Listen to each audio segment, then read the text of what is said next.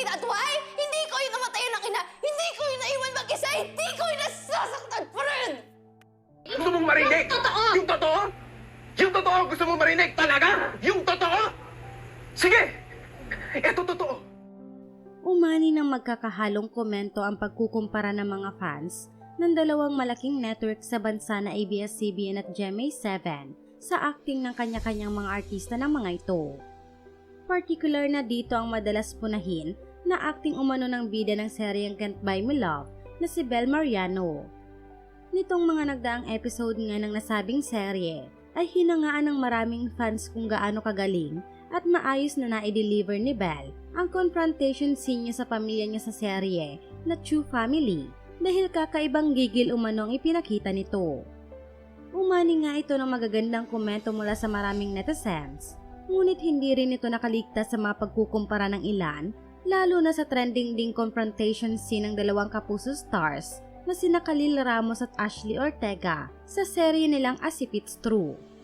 Puring-puri rin kasi ng maraming dalawang kapuso stars sa nasabing scene dahil damang-damang nga raw ang bawat linyang binitawan ng mga ito. Sinabi rin ng ilan na makikita ang totoong acting sa dalawa at hindi lang umano puro sigawan na labas ang litid, ngunit wala naman umanong emosyon na makikita. May ilan nga din ang minensyon pa mismo ang pangalan ni Bel dito. Komento ng ilan, ganito yung sigawan na may emosyon, hindi yung labas litid lang. I watched the clip of Bel Mariano on TikTok and true nga, wala talagang emosyon. LOL, send her to more workshop pa.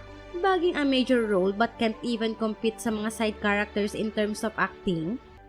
Gayon pa man, marami din naman ang nagtanggol kay Bel at sinabing hindi raw matatawaran ng galing sa pag-arte nito kahit pa nga raw mailang roles siya na malayo sa kanyang edad, ngunit nagagampanan nito ng maayos.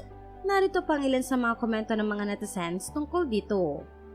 Because her character is stoic and people like you should also learn about character portrayal. Hindi isang atake kapag sinabing galit. She's so good being restrained and in control of her emotion. Her eyes should be dead, should be emotionless. Napansin mo, so she's great actress. This scene is so satisfying because Belle did not merely scream at them. She used her whole body and face to express her frustration and anger. I'm so tired of people discrediting her acting skills just because they think their faves are more deserving of the success Belle attained.